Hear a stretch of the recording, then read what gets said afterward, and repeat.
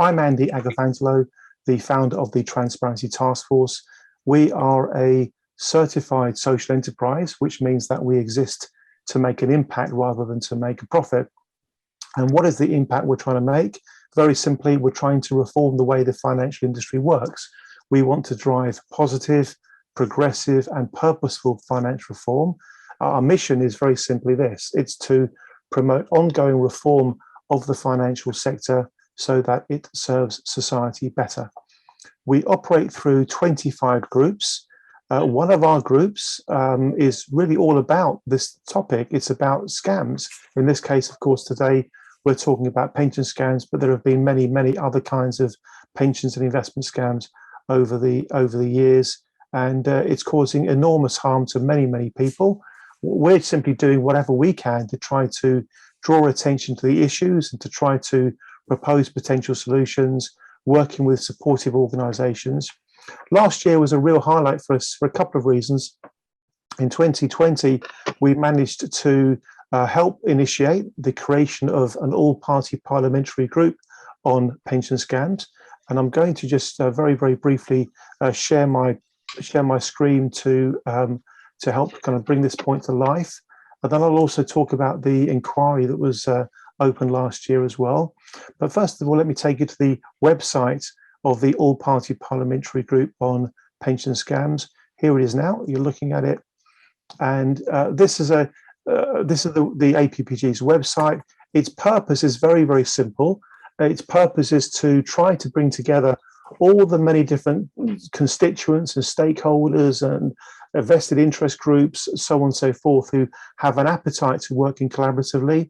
And that is reflected in the resources page of the APPG's website, which I'm going to now.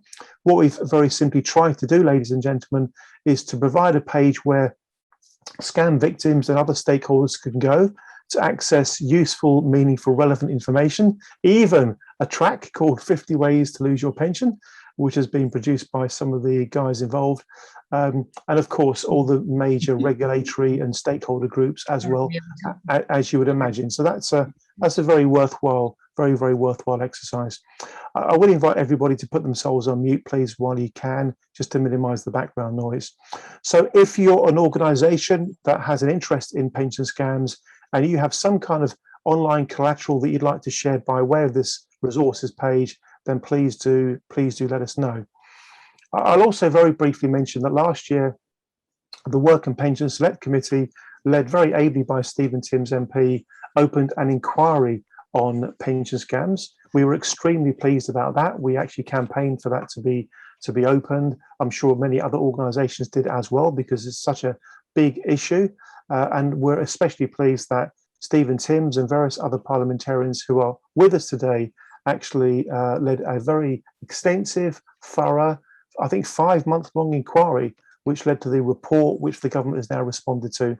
But Stephen and his parliamentary colleagues will speak about that more extensively in just a moment.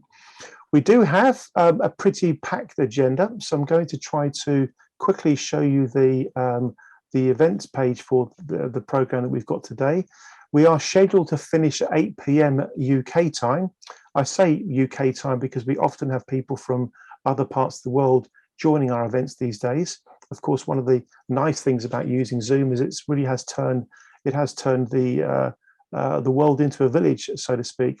So here's the events webpage. We did actually recently change the title. So the title is now the government's response to the Work and Pension Select Committee's report on pension scams and why HMRC must stop profiting from the proceeds of crime. We didn't get around to changing it on this page, but we do intend to focus on this issue about the way HMRC, we think, treat pension scam victims as though they're not victims of crime, when in actual fact they are. Of course, not all of them, not every single one of them, but the vast majority, as far as we're concerned, are very simply the innocent victims of crime, exactly as if they would have been innocent victims of crime if they'd had their handbag stolen or if they'd had their houses burgled. So hopefully we have Belle with us, then we'll go to Stephen Timms, then we'll go to Ruth Jones, then Margaret Snowdon, then Sue Flood, then Sean Browse from Dalriada Trustees. So we really do have a pretty packed agenda. And we'll have 3 just-a-minute rounds. This is where individuals, in this case, Rebecca, Mark Bishop and Malcolm Morton, get a chance to just squeeze their thoughts into 1 minute. So I think we have Belle with us, but if not, we'll go straight to Stephen. Belle, are you with us? Let me go into gallery mode so I can hopefully see. Belle, if you're there, please wave. Otherwise, we're going to go straight to Stephen Timms MP, who is the chair of the All-Party Parliamentary Group.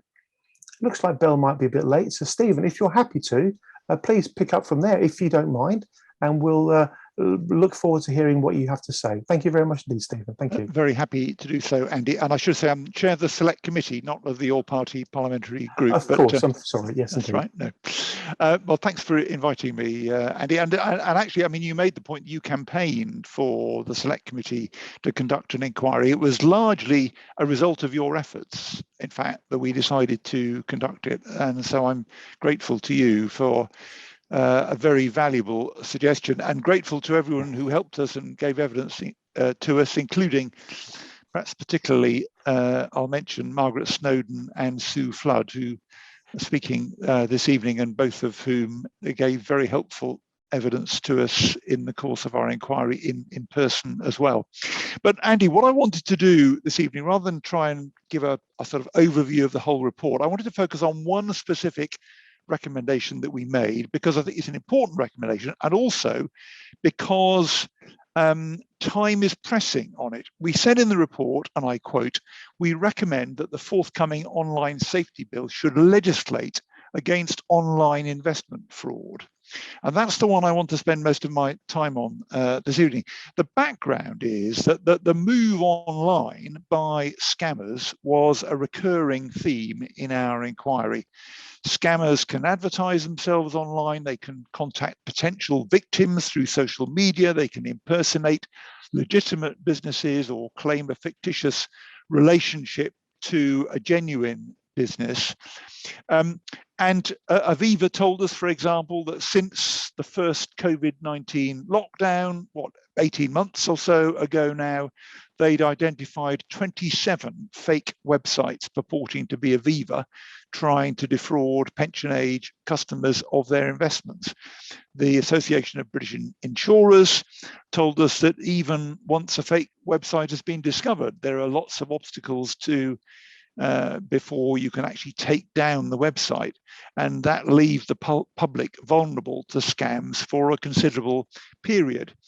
A ban on pensions cold calling over the telephone was introduced in January 2019, and we heard that had pushed scammers online and towards social media. At the moment, there's no legally enforceable system to compel search engine providers to remove suspected scam adverts. We don't know what checks are undertaken by search engine providers to try and filter out fraudulent adverts in their due diligence process, but those checks are certainly not enough. Google recently announced it was beefing their processes up, but a big problem remains with Google searches. One of Ruth Jones' constituents suffered a horrendous experience through an advert which Google knew was fraudulent but did nothing about for some time, and Ruth may well comment on that when she speaks in a moment as well. In the first 8 months of 2020, Mark Tabor, who's a volunteer consumer finance campaigner, reported, he told us, 380 scam adverts targeting savers using Google. He reported them to the Financial Conduct Authority, and he says it can take weeks or months for the FCA to issue a warning, and that appears to be the only thing that happens. A warning is issued. Anyone who follows Mark on Twitter will know that even after announcing more rigorous scrutiny in the last few weeks, Google searches are still giving prominence to obvious scams. The Minister for Pensions, Guy Oppenheim, told my committee, and I quote, "Google needs to take a very, very long, hard look at itself and to change its ways." And the committee agrees with his view. Now, there's an opportunity for this at the moment because the government has now introduced, since we published our report, its online safety bill. The purpose of that is to impose on online platforms like Google and Facebook a duty of care for the material which is hosted on them. It was a proposal that was very unwelcome to the tech firms when the government first announced it some 4 years ago, but I think they have gradually got used to the idea, and they now appear to accept that this is going to happen. And other countries have done similar things. I think we were the first to announce it, but others have been faster than us to legislate, so they've already put things on their statute books. But the current proposal for our online safety bill is that financial harms will be excluded. Now, Which told us in its evidence that unbelievably, scams are not going to be part of the proposed online harms legislation. So we recommended they must be included. Now, since we made that recommendation, I've been very encouraged by the breadth of the support for it. My colleagues in the Treasury Select Committee have also recommended changing the bill in this way. Lots of other people have done, campaigners, the Financial Conduct Authority. The Governor of the Bank of England, remarkably, has added his powerful voice to our call. The financial services industry pretty much unanimously has done so. And there's now been a slight movement on the part of the government that their response to our report, which is published, it's on our website, says this: online fraud will be included in the scope of the online safety bill. Now, the Prime Minister went further. When I asked him about this at the liaison committee a couple of months ago, he said tackling online fraud was a key objective of the bill. And I welcomed that observation from him. But the government response to our report went on: companies in scope of regulation will need to take action to tackle fraud where it is facilitated through user-generated content. And the problem is that hardly any of it is user-generated. The problem is we've paid for scam adverts, and they are still outside the scope of this bill. So the government has made a bit of a move, but they've gone nowhere near far enough. That is what we need to fix. So this is what the government response goes on to say: the online safety bill will not tackle fraud facilitated through paid for advertising, such as adverts on search engines. Department for Culture, Media and Sport is considering how online advertising is regulated through its online advertising program.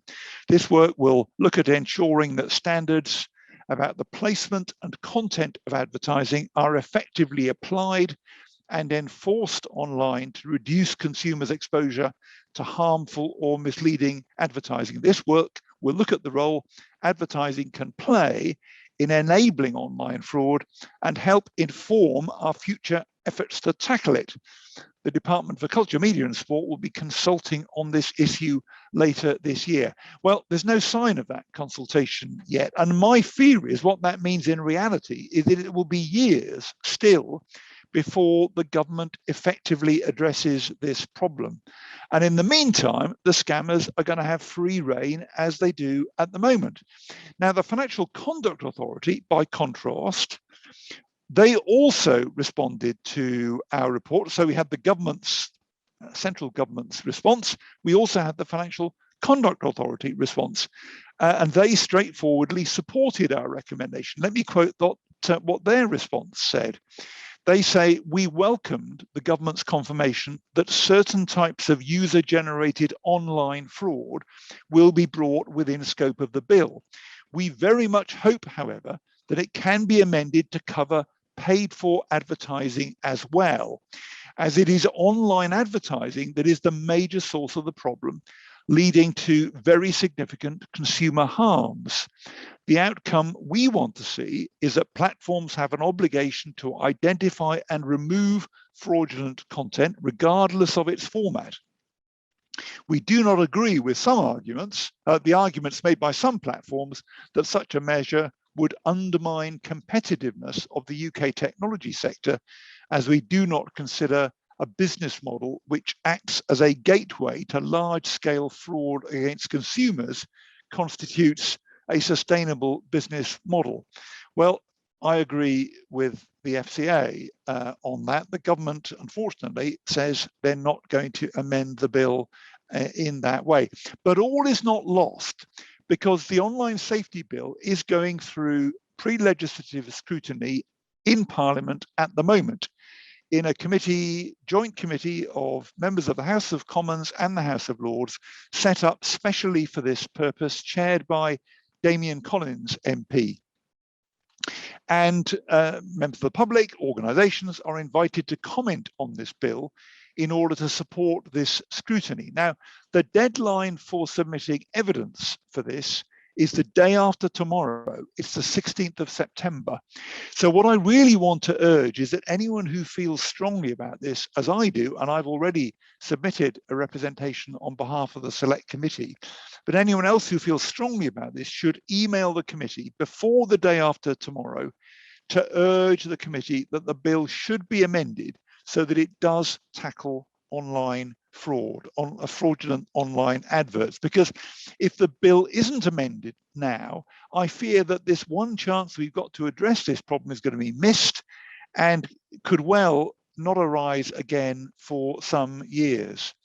The address to use to email this committee for anyone who's willing to do so is jconlinesafetybill@parliament.uk. That's JC for Joint Committee, but JC Online Safety Bill, all one text string, all lowercase, JC Online Safety Bill @parliament.uk. Now, our report tackles lots of other aspects of this problem as well, but I wanted to focus on this one because I think there is a chance to do something about this. And the more of us call for this change to be made, the greater the chance that it can be made. Our report made other recommendations as well. We recommended that Project Bloom, the Joint Task Force on Pension Scams, should be beefed up, that Action Fraud should be answerable to it on pension scams, that it should be provided with its own funding so that it isn't just dependent on voluntary contributions from its constituent organisations, that HMRC should rejoin it, having left it. And I think this is relevant for the discussion, Andy, that you announced earlier on about how HMRC treats pension scam victims at the moment. And also, we recommended that it should have a name which doesn't appear to make it about floristry. We suggested that it should be called the Pension and Scams Centre. I am pleased that the government response to our report did confirm that, and I quote, HMRC has now formally requested to rejoin the Project Bloom strategy group. So I hope that will at least be resolved. But there's a lot more in the report. I did want this evening, though, particularly to highlight the opportunity that we have at the moment to influence the government on online scams in the next couple of days. Thank you, Andy, very much.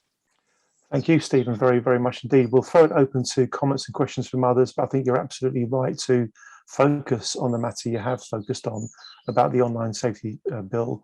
TTF will be responding. We know we're pretty close to the deadline.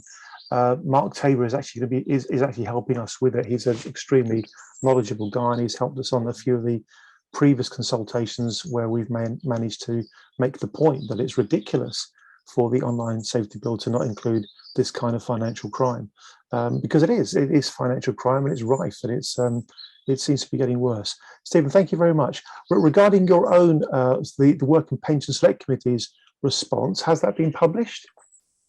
Well, the process is we publish our report, then the government responds, and in this case, the government and the Financial Conduct Authority and also the pensions regulator, and then we publish their responses. Yes, and that's the end of the process. Unless the committee was to decide subsequently to do something further. What I would say is that if we don't succeed in persuading the pre-legislative scrutiny committee to recommend that the bill should be amended along the lines that I've suggested, then I think lots of others will certainly want to table an amendment to the bill in Parliament when we get to that stage, and hope to change it in that way. I think our chances of changing it in Parliament are much less. The best chance is for the pre-legislative scrutiny committee to recommend a change, but if sadly they don't, that's not necessarily the end of the story, because I at least will be wanting to table an amendment along these lines when we get to the committee debate in the House of Commons. Thank you, Stephen. We've been watching very closely the proceedings in the House around this matter, and you have very consistently been making very clear and compelling case for why the online harms bill should be adapted to suit the reality of the situation we find ourselves with, which is this: crooks are using the internet as their their hunting ground. It's very easy pickings for them, and many people suffer as a consequence. The Select Committee's submission to the online harms bill, the one that you've recently submitted, has that been published? Is that in the public domain? It will be published. I don't think it has been published yet. I will just check, actually. It's a good question. The committee agreed it at its meeting last Wednesday, and it has gone to the pre-legislative scrutiny committee. Whether we've yet put it on our website, let me just check that. It just occurs to me there may be points you make very well that we may want to emphasise in our own response, Stephen. That could be a good thing to do. Yeah, no, I'm certainly keen for people to be aware of what we've said. And it's quite a short. It's only a side and a half, but it makes the case, I think. And while you're doing that, I'll just invite everyone else to think about raising your hand either digitally or literally if you'd like to take the opportunity to make a point around anything that Stephen has said, and particularly if you have a view on this online harms bill. I can see Margaret's raised her hand. We'll get to Margaret just after Stephen's had a chance to check his website. It looks to me, Andy, as though it isn't yet there. So okay. I will make sure that that goes up. Okay, we'll make a note to take a look at that first thing tomorrow morning. Superb. Thank you very much indeed, Stephen. Let's now go to Margaret Snowdon, who clearly you know very well.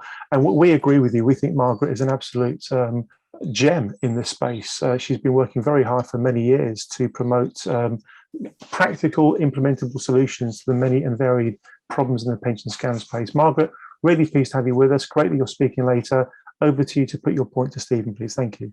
Yeah, thanks very much.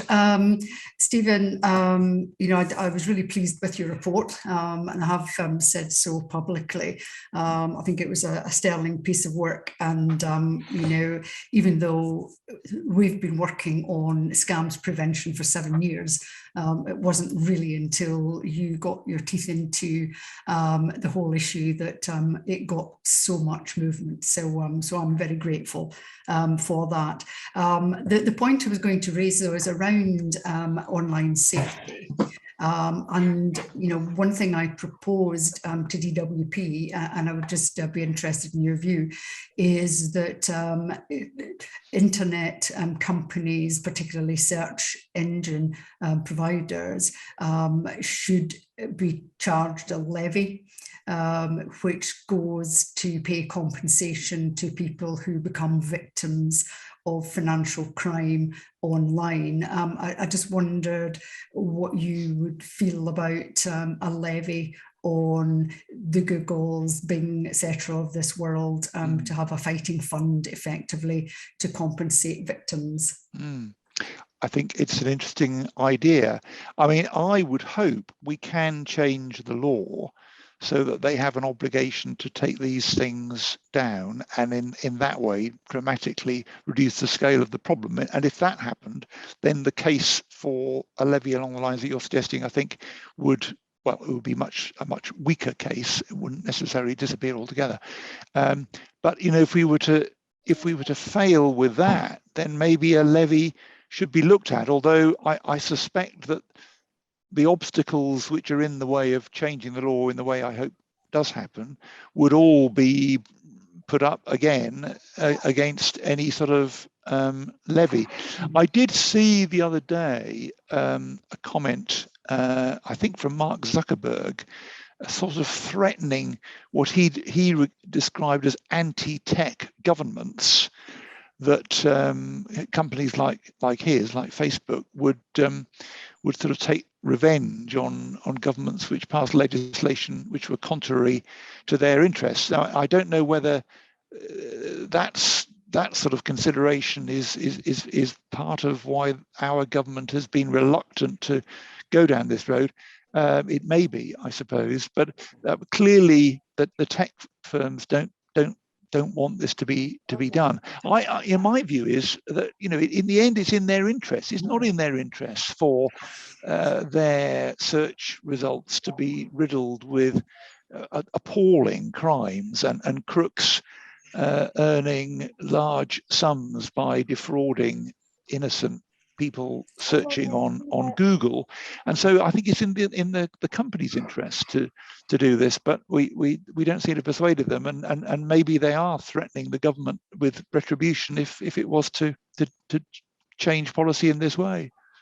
Yeah, that's quite scary, actually, and it shows the power they've got. But I mean, interestingly, I've just sort of written an article where I suggest that you know, tech companies might be writing their own obituary by you know, refusing to deal with online fraud and false statements, because people will just get thoroughly fed up with them.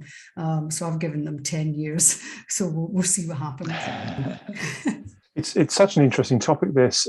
Believe it or not, we ran an event last night on a completely different topic. A documentary has been made called The New Corporation. It's all about how big companies sometimes don't behave properly, you know, excessive predatory conduct in the marketplace. Really good documentary, very popular, winning awards and so on and so forth. And Twitter has actually banned the promotion of it.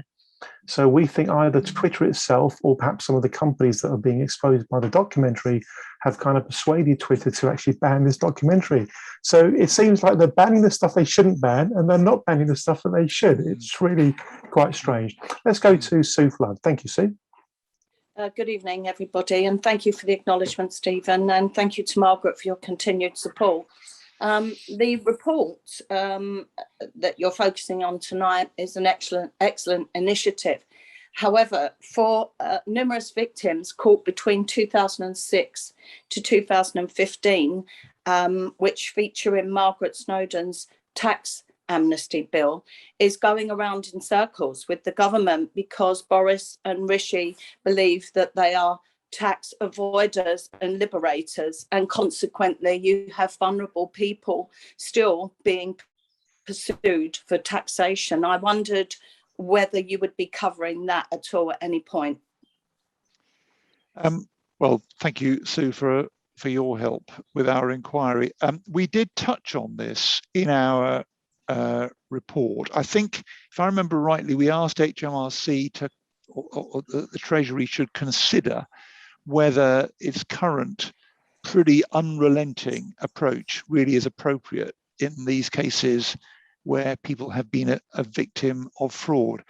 Now, I don't think we got much joy from the government in its response on that point, but we are sympathetic to the concern that you've raised. I mean, I understand the reluctance of the Treasury to kind of, because I think they felt that, or they feel that if they kind of give an inch on this, it'll be a slippery slope, and before we know it, there'll be a large reduction in tax revenues. But I think where we are talking about cases in which there's an absolutely clear-cut case of a crime having been committed, then really a different set of criteria ought to be applied. Unfortunately, we haven't yet persuaded them of that. Thank you, Sue. Stephen, do you think there's a chance that the Treasury Select Committee, or a combination of perhaps the Treasury Select Committee and your Work and Pension Select Committee, might consider raising this matter by way of an evidence session with somebody senior from HMRC, just to really flesh out exactly what HMRC's concerns are about some kind of proportionate and pragmatic way forward for people who genuinely and obviously can evidence that they actually are the victims of crime?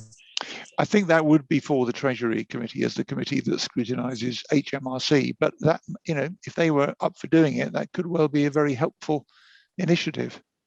Well, perhaps one of the practical things we can try to achieve together this evening, all of the TTF participants, is maybe what we can do is we can write to the chair of the Treasury Select Committee, outlining the idea that perhaps the committee would like to have an evidence session on this matter, just to understand all different points of view. I think that to me sounds like a really civilised way forward, just to get the issues out in the open. So we can perhaps work on that. Margaret's raised her hand. We'll go to Margaret, then we'll go to Mark. Sorry, just a quickie. I have actually written to the chairman of the Treasury Select Committee, setting out the rationale for an inquiry. He hasn't yet replied, but I'm happy to share my letter as he hasn't replied. I think it's fair game. Please do, Margaret, and we can try to piggyback off that in some way and maybe publish an open letter to, it's Mel Stride, isn't it? Mel Stride. It is. Yeah, thank you. We can try to do that and try to create a bit of noise around it. I don't really see what any government body would have to fear from the basic idea of getting the issues out in the open. I can't see how that could be seen to be, toxic or predatory in any way. Thank you very much. Excellent input, Margaret, as always, and Stephen and Sue. Mr. Mark Bishop, over to you, sir. Well, thanks very much indeed, Andy, and thanks very much indeed to Stephen Timms for his speech. I understand that the problem with the online safety bill is that, in essence, the government doesn't want to get involved in restrictions where they go beyond what's known as user-generated content. And I wonder whether a way of challenging this tactically might be to, instead of challenging that principle, instead challenge the definition of user-generated content. Because an advertisement is clearly content generated by the user. The user makes the creative and writes the copy lines and decides to post it. That's very much a deliberate decision on the part of the person to use it. In fact, it's a doubly deliberate decision because they also choose to pay for it. And it seems to me that therefore they have some degree of responsibility for what they're posting. And just as within social media, there are already different categories of user. So, for example, they recognise people who are blue ticks or the equivalent. They recognise state-affiliated media and politicians and so on. It wouldn't be a big step to require those who wish to advertise specifically financial services products to demonstrate that they are registered with they're authorised by the regulatory authority in the jurisdiction in question. So in the UK, they should be on the FCA register. It's not an unreasonable request, it seems to me.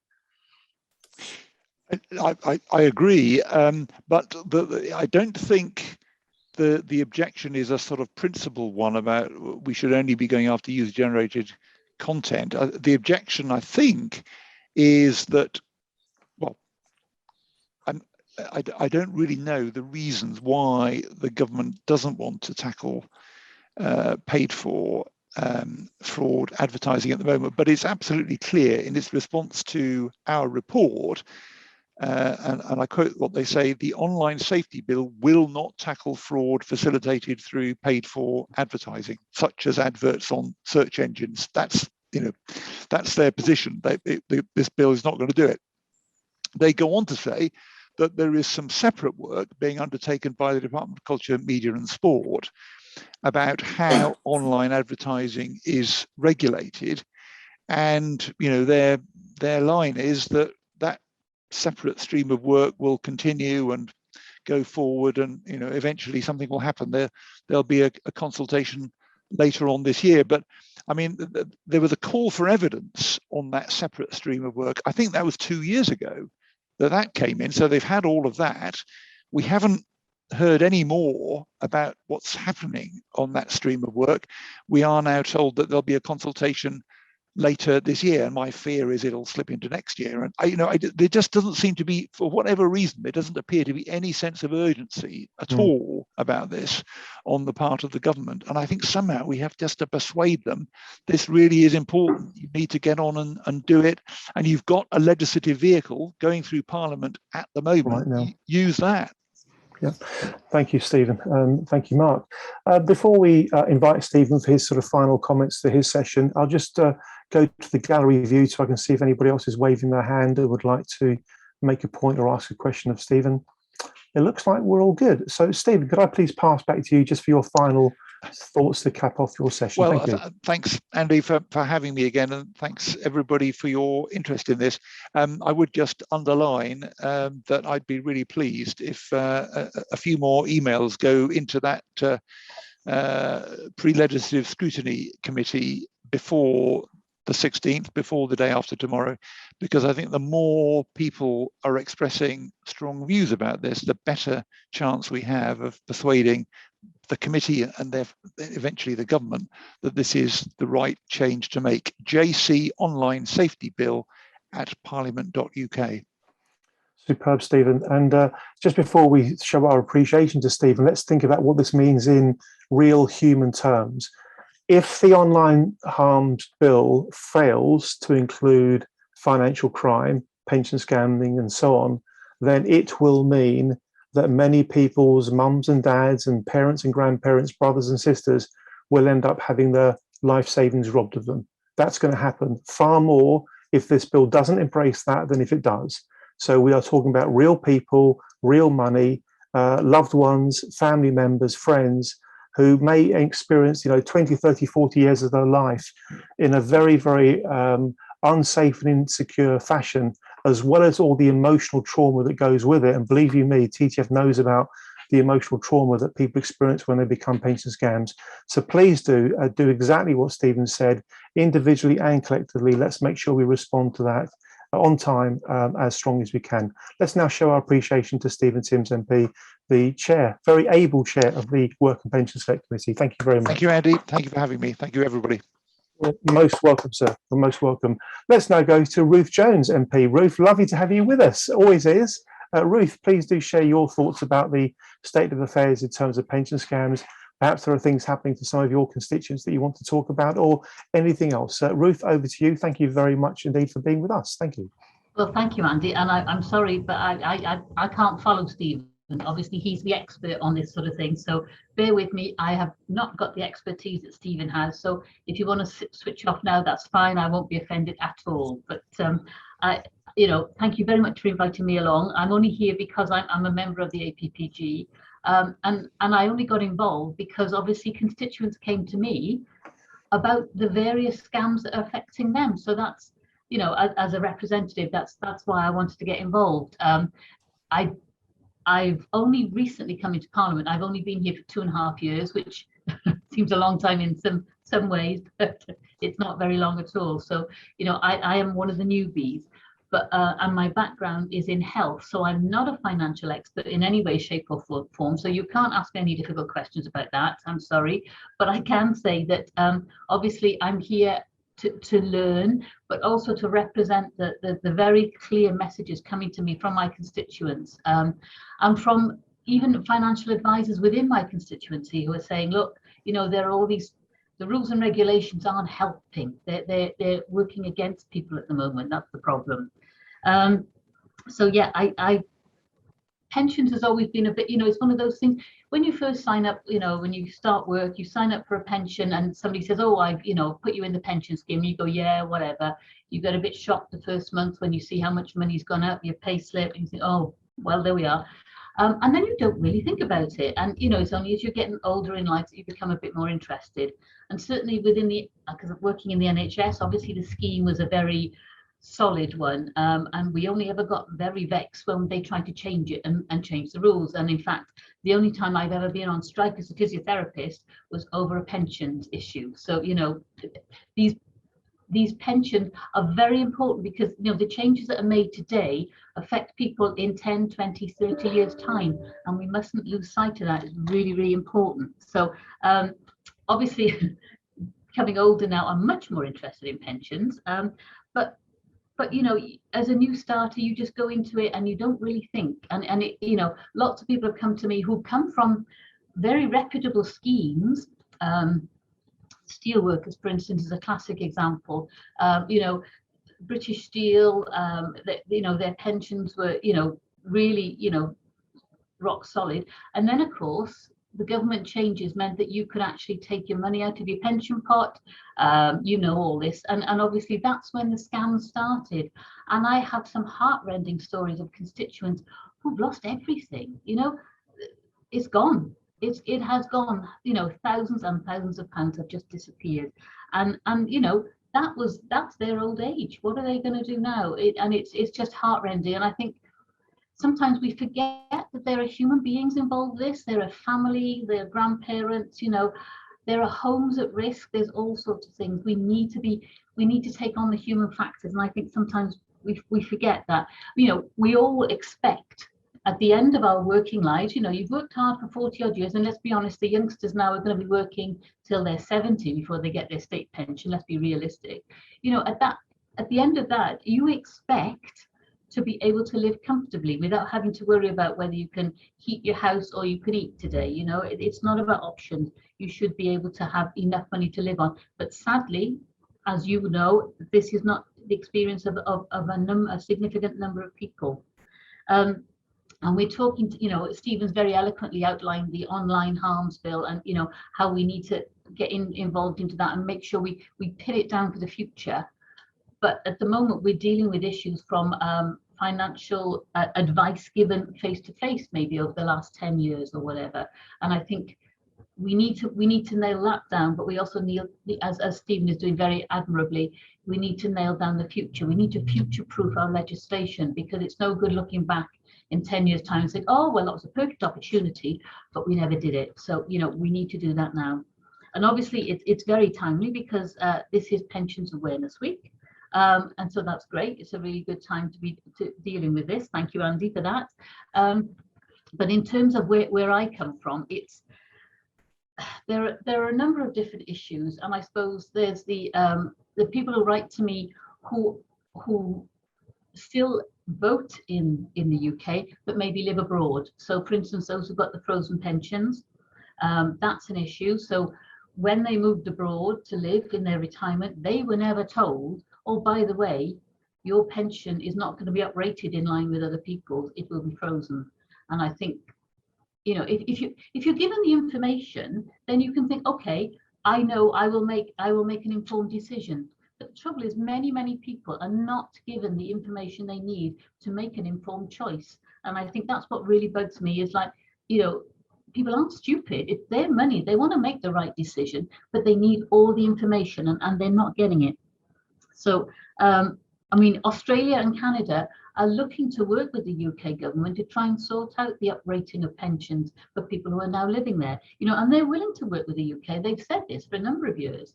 But we've got a slowness from the UK here. And certainly there was the APPG inquiry, which found that 1 in 2 frozen pensions, frozen pensioners, if you like, they receive a UK state pension of £65 a week or less. So, you know, we're not talking major money here. This is important stuff in terms of living on it. And again, as I said earlier, 90% of frozen pensioners were not informed their pension would be frozen before they left the UK. And I think that's really important, because, you know, they may have made a different decision about where they're going to spend the rest of their lives. Obviously, the British Steel pension scandal is still sadly ongoing. And the steel workers who received bad advice in 2016 and 17 have not been compensated yet, and some of the advisors implicated are still working. And I find that really hard, to know that somebody who we know gave incorrect, bad advice may be, you know, in good faith, but often not. And I just think these people are still being allowed to go on continuing to give this advice. And I think, you know, as human beings, we need to call it out for what it is. But yeah, one is there is a real problem with enforcement and compensation. And obviously, some of the steelworkers who are going through this now, there are limits on how long you can actually put in to have your case looked at. And obviously, those statutes of limitations are reaching the end of their lives, if you like, now. So it's important they get that done as quickly as possible. But one issue that is being addressed, and certainly in South Wales is being addressed, is the issue of awareness, because obviously you have to put in your claim within a certain amount of time, and steel workers, if they don't know they don't know they've been missold or given wrong advice. They can't do anything about it until they're actually told this is wrong, this is what you need to do about it. So there's a lot of information sharing, if you like, in South Wales, certainly in my area. And the Financial Conduct Authority has now developed, at long last, a toolkit with resources to help the steelworkers how to make a complaint against an advisor and things like that. So that's really important. And the toolkit contains things like the template letters, you know, guides on a typical customer journey, how to make a claim, and all that sort of thing. So that's really, really important. And obviously, I need to pay tribute to my colleagues, Nick Smith and Stephen Kinnock, who are heading up the work on that in South Wales. Another issue that we have is, again with steel, but the Allied Steel and Wire steel workers, ASW, again, their pensions, they lost out big time. And that scandal, ASW went into receivership in 2002. And the pensions that were, you know, the payouts from the pensions was lost then as well. And I think people underestimate just what a mental health effect this has on people. You know, this is somebody who's retired and they've lost their money. How are they going to live? And this is a day in, day out. It just, you know, it's unrelenting. And this is something which people, you know, sadly, people have ended up committing suicide. You know, it's relentless. And I think we need to see that even though they're still fighting, the ASW steelworkers are still fighting, a number of them have already died without actually seeing a penny of compensation. And again, I think that's really, really sad for their families who are left behind. And in fact, over 15,000 have already passed away. So that's, you know, a very, very sad issue. And those are the sorts of issues that we, you know, these are real life people, real life constituents. And so that's why I joined the APPG, to try and do what I can. You know, financial advisors who know there's maybe a bad apple in the barrel. How do you get rid of them? They've come to me as well. So there's all sorts of aspects to this. And I appreciate, I am not an expert at this. You are the expert. So I'm here to listen and learn from you, really, if you like. So, you know, I will finish there. There's, you know, please let me know what you want to do. And I apologize because we may have votes in a minute. So if a bell rings and I suddenly disappear, because I've got to go off and vote. So I'm very sorry about that. But let me hand back to Andy. Ruth, thank you very much indeed. And whether you're technically minded or not, that was very clear and very compelling. You really do flesh out some of the real life issues. You mentioned Nick Smith, you mentioned Stephen Kinnock. I've put a link into the chat to the various members of the APPG parliamentarians, and also I must say this, the many members who are part of the secretariat who do work behind the scenes to try to push along the APPG's efforts. Thank you very much indeed, Ruth, to you for being part of that APPG, as well as Stephen and of course many others. Let's throw it open in just a moment, but before I do, Ruth mentioned the FCA, and I'm going to talk about the FCA for a couple of minutes for a few reasons.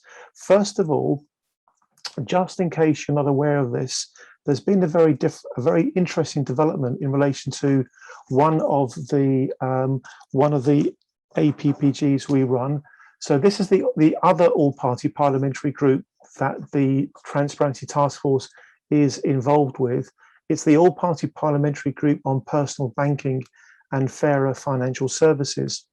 And a couple of months ago, the APPG decided to open a call for evidence about the FCA.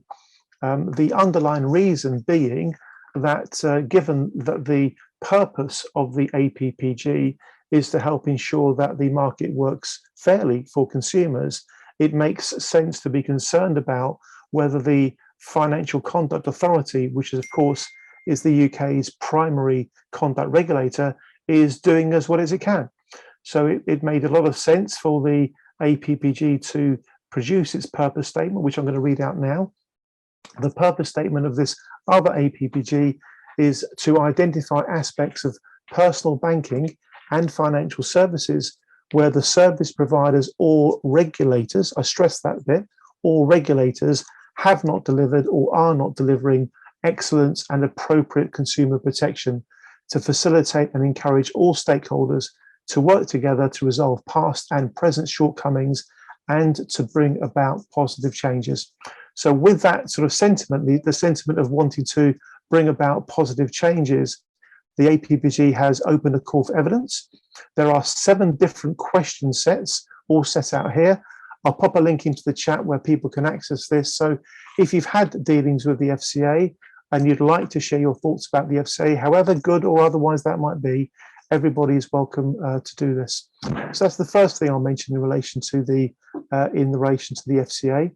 The second, which is not strictly speaking about the FCA per se, is slightly more generic than that. We have an event tomorrow evening. The title is, as you can hopefully see, Why Our Financial Regulatory Framework is Failing and What Should Be Done About It. So it's a very hard-hitting title, that. Why Our Financial Regulatory Framework is Failing and What Should Be Done About It.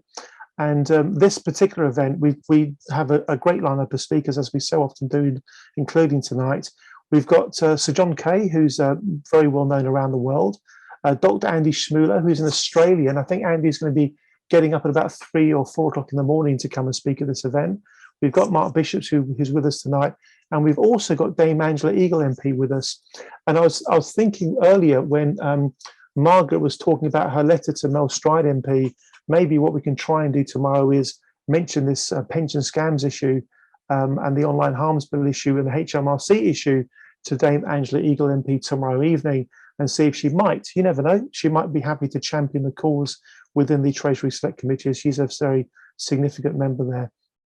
And then on Thursday evening this week, we have yet another important event about regulatory matters, because we've got the chair of the FCA speaking, Nikhil Rati, who's the quite new in role chair of the FCA. He's been there for, I think, coming up to a year now.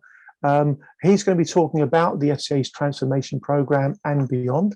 So this is very future orientated. It's not about beating up the FCA about its failings in the past. I think they would accept that there have been failings in the past. It's about looking into the future and having a candid and hopefully very constructive conversation with Nikhil Rati, the chief exec, about the kind of things that ought to happen to enable the FCA to do its job better in the future. So I'll now throw things open to see if anybody would like to chip in with a comment or a question for Ruth Jones before we thank Ruth for her participation today. Please wave your hand at me digitally or otherwise if you would like to put a point to Ruth. It looks like we might all be happy. So Ruth, thank you very much indeed. Let's of course show our appreciation to Ruth. Thank you very much indeed. That's super stuff. Absolutely first class. Thank you very much. Thank you, Ruth. Thank you very much indeed. We're now going to go to Margaret Snowdon, but I'm just going to make one very, very quick point. We've had somebody join the session tonight who I had the absolute pleasure to have a very constructive, positive, made my day kind of conversation. We'll hopefully hear from Lou later. I'll introduce Lou a little bit later. Lou, I just want to thank you for taking time out of your diary this evening unexpectedly to be with us. I'll introduce Lou later and explain why I'm so delighted that Lou's with us. But let's now please pass over to Margaret Snowdon. Many of you know Margaret Snowdon quite well. I've had the pleasure of speaking to Margaret on numerous occasions over the years, and every single time I've had a conversation with Margaret, I've come away with exactly the same impression. What a forthright, principled, tenacious, capable human being she is. Margaret, we're all huge fans of your work, and we are absolutely on side with everything that you're doing in the pension space and beyond. Margaret, real pleasure to have you with us. Please take the floor, so to speak. Thank you very much. Thank you. Thanks very much, Andy. Shucks, I'm a bit embarrassed. What I'm going to talk about is tax penalties, which is a subset of pension scams, which I feel as though I spend my whole life, trying to fight. But I'm speaking tonight as the chair of the Pension Scams Industry Group, which is a voluntary group, and I have to keep stressing it's not a government group; it's a voluntary group within the industry, and it was set up in 2014 to fight pension scams. And, you know, I keep saying it's a tough gig. It actually is, because you do often feel that you're banging your head against a brick wall, that people aren't really listening, that there isn't a lot of interest sometimes, although it's quite nice to see now, for all the wrong reasons, that interest has ticked up quite a bit in pensions and financial scams. But the reason why we set up is that pension scams were growing, and we couldn't really get the authorities to pay attention to what we saw was a very important problem. And we forecast that probably £1 billion was going to be lost to scammers by 2018. And, you know, honestly, we were a bit ridiculed for that, because those dates were, at that time, we're talking about, you know, just a few million, maybe. It was certainly no big deal. But in practice, that milestone has been well passed. And we're now talking about £10 billion. And to put £10 billion into perspective, that's 10% of the annual state pension budget. And if we, you know, failed to pay more than a month of pensions to all the pensioners in the UK, there would be a hue and cry. You know, it would be seen as utterly catastrophic. So, so we're looking at, you know, 10,000 people a year being scammed out of either all or some of their pension savings. And, you know, to be honest, the conclusion I've come to is that there's a deeply held institutional belief that victims deserve it, that victims are at fault. And, you know, that's just awful, because the world has changed, and we've listened this evening to so many, you know, stories and issues, particularly online scams, and it's not been taken seriously, and I think it ought to be. So I think that's an issue, and I come across it all the time. And it's actually true that 50% of ordinary people would fall for a scam. And that's not because they're weak. It's not because they're ignorant. It's not because they've got no willpower, but it's because scammers are very, very clever. And scammers are very sophisticated, and they know how to convince people that they're doing the right thing. And we need to recognise that and take it into account when we're looking at pension scams. The world is so different. But pensions is very complex, and I think that lends it to scammers, because they can run rings around people quite easily. And, you know, I mentioned Stephen Timms and his committee, and I'm genuinely very grateful to him for raising the profile, because, you know, we've knocked on so many doors for a number of years, and now we're finally getting somewhere. So the threat has been recognised. We still have a lot to do. But it's been 7 years that PSIG has been asking for government intervention to stop scammers making off with everybody's life savings. But at long last, we've got regulations coming through, which hopefully will be with us by the end of October with a fair following wind. But that gives trustees the missing part of the jigsaw, the ability to stop a scam where they think there are signs of a scam, so they can stop a transfer. And that's been something that's been missing for years. We've been calling for it for years. Now, what that'll do is, you know, reduce the ability of scammers to get hold of people's pensions now, which is great. But what we're left with is a legacy of a lot of people who've already been scammed, who were in the vanguard, particularly of pension scamming, and who bore all the burden of pension scamming, as well as, you know, the mental pressure from the thought that perhaps it was their fault. So, you know, we need to do something with that. And unauthorised payment tax charges are actually legal. There's nothing wrong with them, and they're there to serve as a deterrent. They're there to stop people trying to evade tax. Now, that's an assumption that people are trying to evade tax.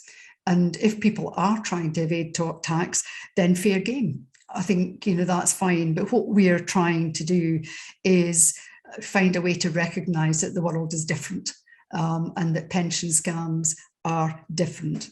And for those of you who don't know, a penalty charge is as much as 55% of whatever somebody received from the scam or from the scheme, or whatever they were eligible to receive, even if they didn't receive the money.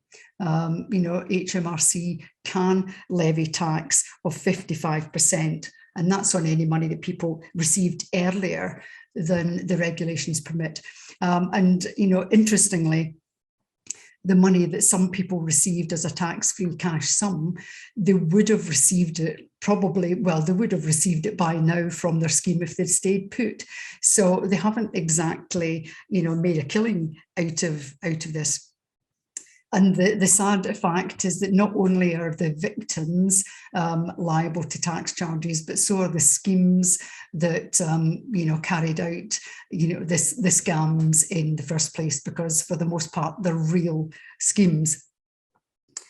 So we don't have a problem with the tax penalties, but what we want is to be able to differentiate and to distinguish between those people who get into all sorts of schemes because they're being advised by a tax advisor. There's a good wheeze, a good way to avoid tax. This is not that situation. And one of the sad things about the pension liberation cases, which I've costed from 2010 to 2014, is probably worth about 20 million in tax charges. That's not what people have lost. That's the tax charges that HMRC could be levying. But one of the sad things is that HMRC didn't actually check the registration of a number of those schemes. They set up lots of schemes automatically without any scrutiny. And now they say, well, you shouldn't really have ever relied on that. Well, if you can't rely on, HMRC, who can you rely on? I mean, it's really disingenuous to say that. And a number of the advisors who were advising people to go into these schemes were themselves FCA regulated or pretended to be FCA regulated. And that's actually, sadly, quite easy to do. And in one particular case that I know of, the FCA couldn't actually even find fault with the scheme having looked at it.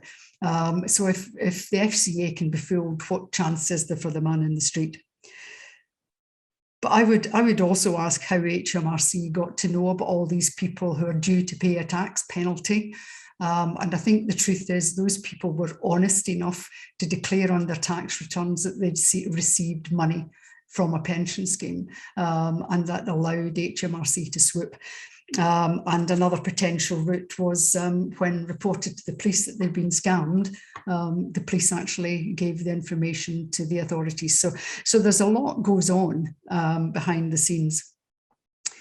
But unfortunately, the only people who've emerged from this with any sort of gain is the scammer. They've made money from this.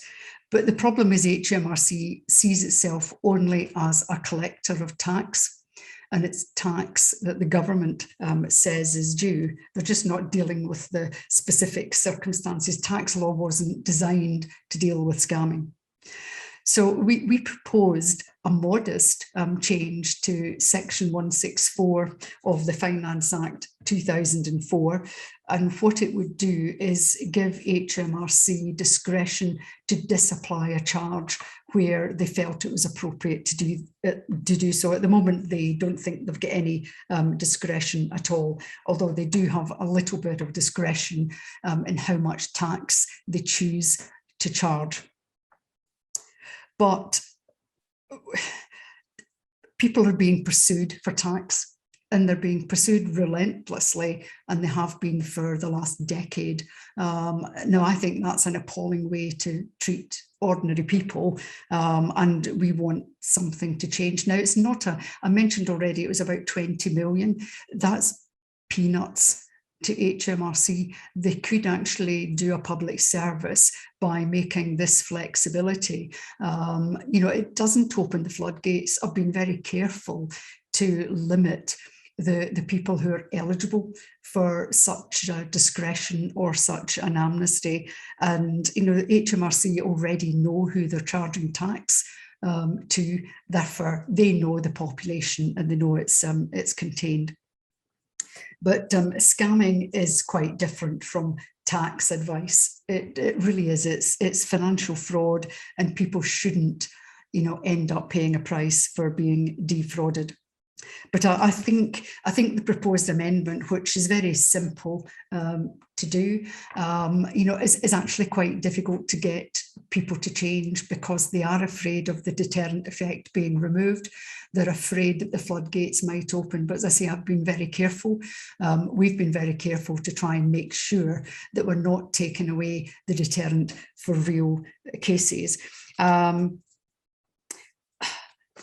I think it's even worse, as I've mentioned already, the HMRC and FCA have actually, unwittingly played a part in the success of scams, but they're walking away from any responsibility to try and help find us a solution. And, the pensions industry generally supports the change when they hear what it is. Consumer groups support it. We've had cross-party support, but we're beating our heads against a brick wall. I mentioned that I'd written to Mel Stride setting out a case for an inquiry into this. He didn't reply. I've written to the Chancellor twice. I've written to the Prime Minister twice, and they haven't replied either. There was one actually acknowledged my letter and just said they were too busy to respond, which is absolutely outrageous. But my final thought is that PSIG, with all the work it's been doing, to some extent doing a regulator's job for the regulator, trying to stop scams happening, we've probably saved Treasury a lot of money. Well, we know we have. We could have stopped something like £100 million at least going to scams since we set up. Now, that's money that's in pensioners' pockets that would otherwise have been sitting with scammers. And I think that, that amount of money that's been gained by Treasury should be used to change the law to not penalise further people who've lost their pensions. So trying very hard to make a difference. It's not easy, but I won't give up. So happy to answer any questions. Margaret, thank you very much indeed. And we know you well enough to know that the one thing you definitely won't do is give up. And let's keep pushing on this. And please do think of anything we might be able to do to help to add a little bit of oomph to the massive amount of oomph that you've already put in. And what a great point. You really are, PSIG and the work that you're doing, you really are doing a lot of the regulators' work for them. And you have no doubt made a huge impact already with the way that the trustee rules have changed and the whole kind of regulation around trustee powers to stop people being pushed into or persuaded to go into dodgy schemes has been changed. So hats off to you for everything you're doing. Let's throw it open. So I'm going to gallery view. Please raise your hand or wave something at me if you'd like to put a point to Margaret. And if nobody else is going to, I will put a question to Margaret. Margaret, from your point of view, I met Boris Johnson last year about this pension scams tax treatment. You've written to Mel Stride, you've written to the Prime Minister. Do you get the general impression that somebody very high up in HMRC, possibly supported by somebody very high up in the Treasury, is basically saying this is a no-go zone?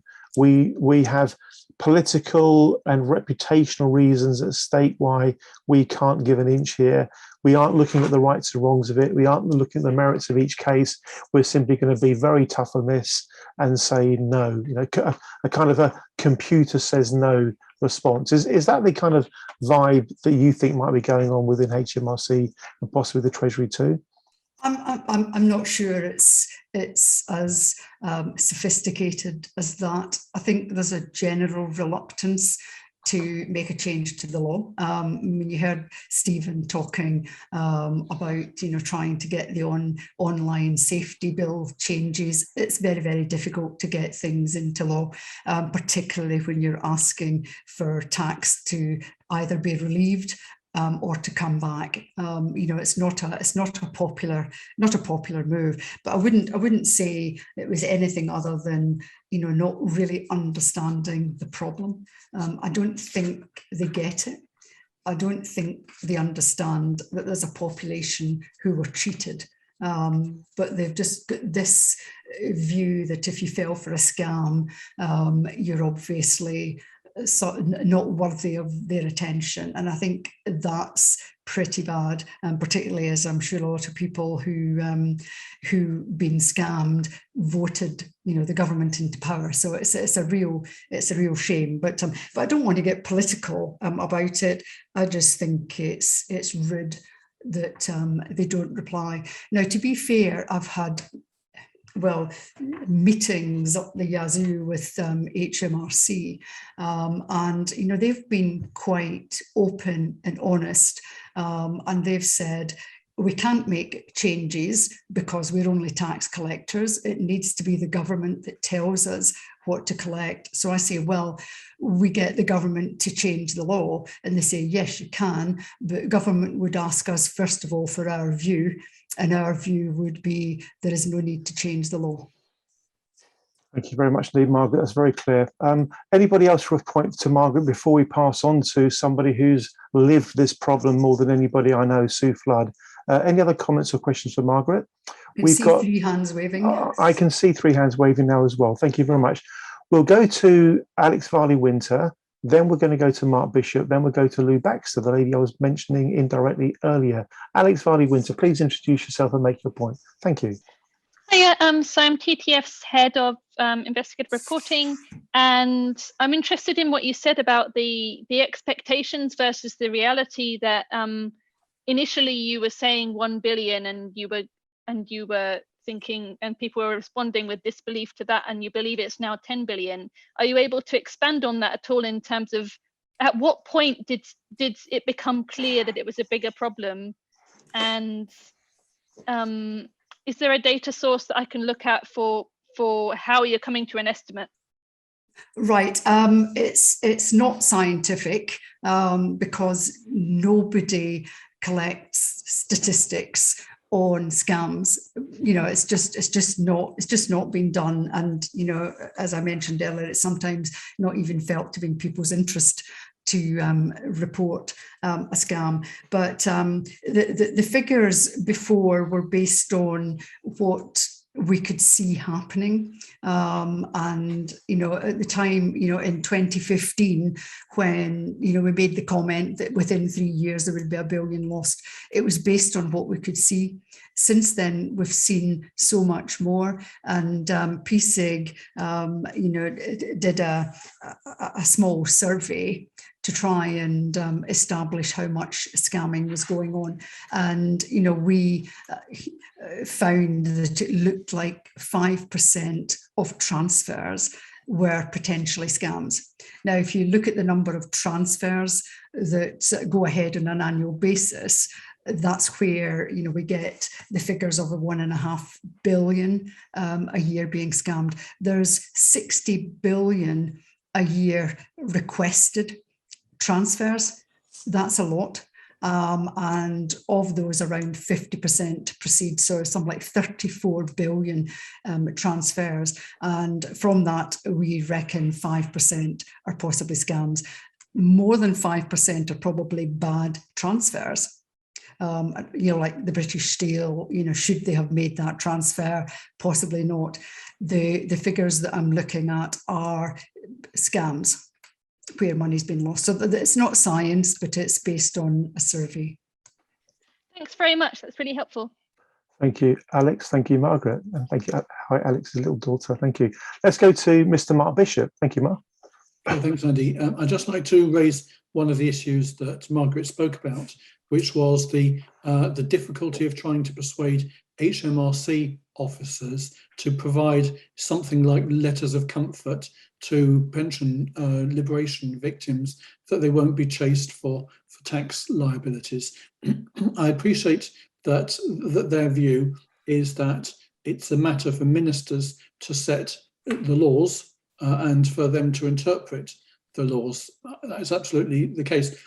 And I'm no tax lawyer, but by chance, when I've run a small business, I have come up against an inconsistency in the VAT rules, and I have had to get into correspondence with HMRC about it. And what I found then was that people who have the job title of inspector in HMRC are authorised to give what they call letters of comfort, which is where they interpret the rules as they exist in a pragmatic fashion. And if they give such a letter, it is binding on HMRC in respect of that individual, but not in respect of the universe of individuals. Now, it seems to me that that might be a way forward. And if I were one of those victims, I would write to the inspector in my local tax office, or if I'm self-employed, the one for the self-employed, and I would make the case that I'd received no financial benefit. I'm happy to pay tax on money that I've received, but I'm not happy to pay tax on money I haven't received, or money that I would have received anyway, being taxed at a punitive rate, despite me not having received it, preferentially. And I just wonder if that could be a way forward for one or two of these individuals, because I do believe that inspectors do have some discretion in interpreting the rules. Yeah, it's a very interesting point, Mark, and I certainly hadn't picked up on it. I think the issue is the HMRC think people did benefit because they got a little bit of cash early. And that's against the rules, Gov. So I think, they would probably rail against it, but I think everything is worth a try. I do like the idea, and I might add it into my paper on it to suggest it. But, HMRC have been very clear that there is no discretion where it comes to what they think is tax evasion. That's what they say, but I think that's an interesting angle. And I sometimes wonder, Margaret, whether they don't really think it is tax evasion. Maybe I'm being a bit cynical here, but I wonder if they just use the "we think it's tax evasion" excuse as a way to not do what they need to do because it doesn't really suit them to do that. That's just conjecture on my part. I'm getting a little bit cynical as I get old, Margaret. Yeah, no, I did actually try to find out how many cases HMRC has actually reviewed and how many cases it found where there was collusion. And they did suggest to me that they found collusion in nearly every case. I have asked them to prove it, and they haven't replied. Well, it might be interesting to hear what Sean says about that particular matter a little bit later on from Dalriada trustees' perspective. Thank you very much, Margaret and Mark. We're going to go to Lou Baxter now. I'm going to ask Lou to do a couple of things. Lou, if you don't mind, would you please introduce yourself to this community? Tell everybody a bit about you and the work that you do generally, because I mentioned earlier, I had a conversation the first time with you today as a consequence of having been introduced to you by one of our ambassadors, Richard Emery. And I was genuinely blown away by the freshness and the authenticity of the way that you approach your work. So, Lou, if you don't mind, please introduce yourself and tell everybody what you do, because I think we've got a really good contact here in Lou Baxter. Lou, over to you, and then please make your point to Margaret. Thank you. No pressure, then no hype there. I'm Lou Baxter. In my day job, I am head of the National Trading Standards Scams team. Our focus is predominantly on mass marketing fraud, so letter scams and telephone scams, and we do some prevention work around doorstep crime because we find it's a very similar victim profile. Sort of the main work of the team is focusing on harm. So when we talk about scams and fraud, we like to support the victims that are likely to suffer the most harm from these sort of scams. That does tend to be the older end of the population because of the fact they can't re-earn the money and all of the social isolation, cognitive decline, other issues that can come with being defrauded in your own home. Our main role is around proactively identifying victims. Margaret, you've already mentioned that people don't report this as an issue. There's several reasons for that. One, there's too many reporting angles, too many places to go. People don't know where to go. There's a bit of lethargy with that. They also, they want to report it somewhere where someone's actually going to help them, not just take the details of what actually has happened to them. So therefore, people don't always do that, because what is the benefit to them to do that? There's also the massive shame element around it. People are so embarrassed that they've actually fallen for a scam, or the fact that they are actually still continually trapped in this cycle of victimization. So that actually they don't know that they've been scammed. So they continually get repeatedly scammed over and over and over again. So we work internationally with our partners, our law enforcement partners, to disrupt and to tackle the criminals at source and to seize their lists that they use to target consumers. So their suckers lists, which is the unfortunate name that they use. And then we passport that information down to local trading standard services so we can go and proactively visit these victims before they may even know that they're a victim. So we try and get in early, because we find that the longer that a victim is a victim, now some of our victims have been responding to scam mail and telephone calls for 20 years, the harder it is for us to break that cycle of victimisation and actually infiltrate and actually be able to provide them with effective interventions to stop that continuing to happen.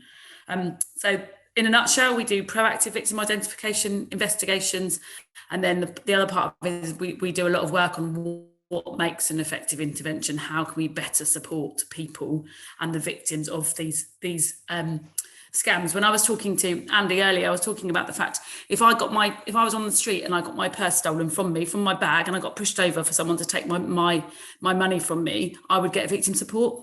I'd get a police officer come to my house. And actually it's exactly the same, but it's actually happening in your own home. So it's not even outside of your own house. You're getting, it's the same detrimental effect being scammed in your own home as a distraction burglary. Older people are 2.5 times likely to die or go into residential care within the first 12 months after a scams incident. So we're not just talking about people losing money, we're talking about all of the other effects of that, which I'm sure you all know about anyway. So that's a little bit about me. The question I was going to ask Margaret was around, have any of the people that you've been liaising with or speaking to had any victim support or any effective interventions or any support from a local authority agency or indeed a national agency? No, that was one of the issues we raised with the select committee, is that the victims are hidden. And you know, as you say, if you're assaulted or burgled, you get help.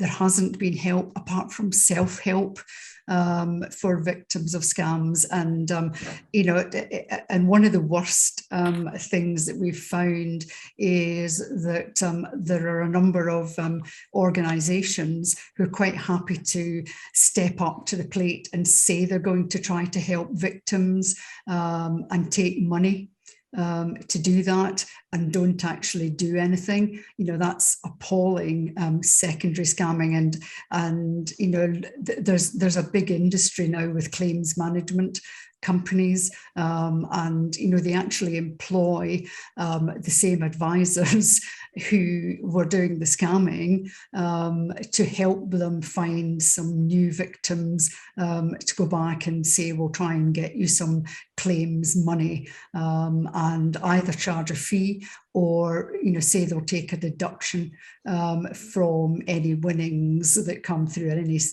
successful claims. And successful claims are few and far between, to be honest.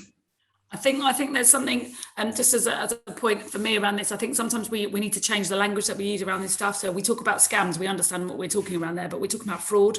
We're also talking about grooming for adults. It's trafficking. I'm going to get your personal details. I'm going to scam you, and then I'm going to traffic your personal details from organised crime group to organised crime group, and I'm essentially going to groom you. So I'm going to become your friend. I'm going to become your lifeline. I'm going to become your person that you want to talk to every night. But you're going to pay me for that. But we're friends, so it's not actually a scam. It's not actually a fraud. So I think some of the language we use needs to be harder so that we try to get the ears of the people that need to be listening to this. So that was one of my other things. And the other thing is around this, the shame element is one of the pieces of work that we're looking at the moment is what is the definition of vulnerability? So vulnerability is fluid. We move in and out of it. I could be vulnerable today. I might not be vulnerable tomorrow. So today I could be tired. I could be stressed. My children could be driving me mad, or today someone I know could have died. And therefore, for the next 3 months, I'm more susceptible to making an unwise purchasing decision or falling for a scam.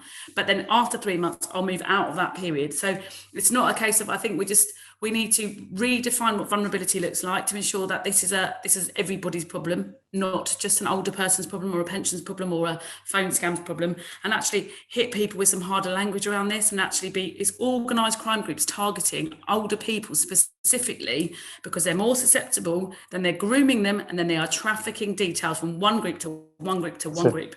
So I'm absolutely convinced Lou absolutely gets it. I think, Lou, you're going to be a great ally to this community that we're building. And Margaret, my instincts are to tell me that I should introduce you to Lou by email, if that's okay with you, because I think it may well be that Lou and yourself have got ideas to share and kick around. So I think you're nodding your head there, Margaret. I'll do that. Yeah, I think that'll be a good thing to do.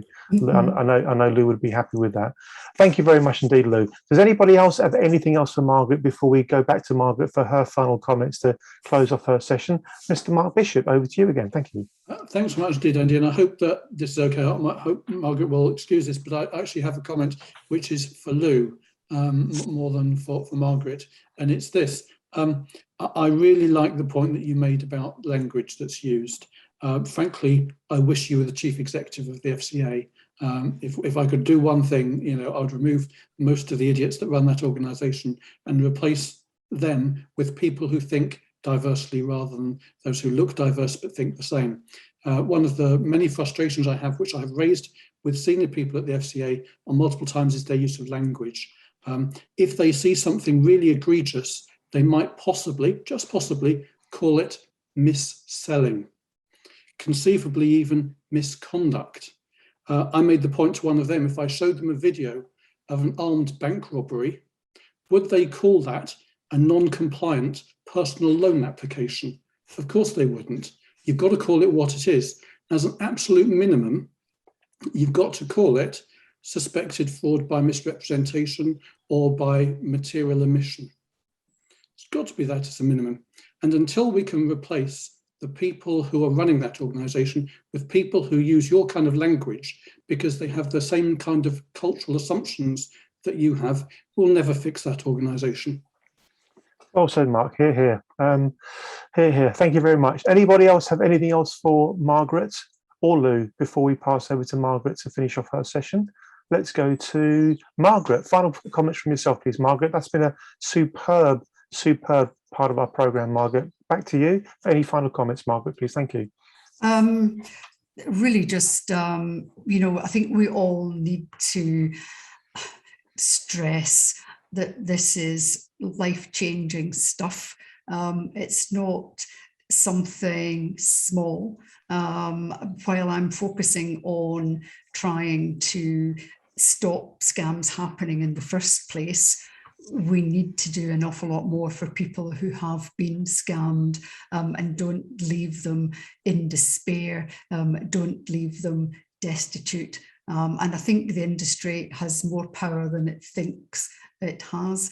And, as I said earlier, I was very encouraged by, Stephen's work in Pensions Committee, and I would like Treasury Select Committee to be bound into some of this too. So the idea of joining up the two committees sounds good. I mean, ultimately, I would quite like not to have to try to prevent scams by issuing guidance, by issuing codes, etc. My colleagues, I'm quite sure, would like to have an easier life at times as well. But we need government to support us and not just leave it to us volunteers. Well said, Margaret. Absolutely well said. Let's show our appreciation of Margaret Snowdon, who's been a steadfast, consistent and tenacious campaigner for change in this space for many years. Thank you very much indeed, Margaret. Great job. We're now going to be hearing from Sue Flood. Many of you know Sue Flood already, and every time Sue Flood gets up to speak, I know that she pays an emotional price for doing it, having to relive the nightmare that she's been somehow coping with for the last 10 years. And I do mean that quite literally, the nightmare she's been living with for the last 10 years. So please be as supportive as you can to Sue for what she's about to say. And please listen to every word she says.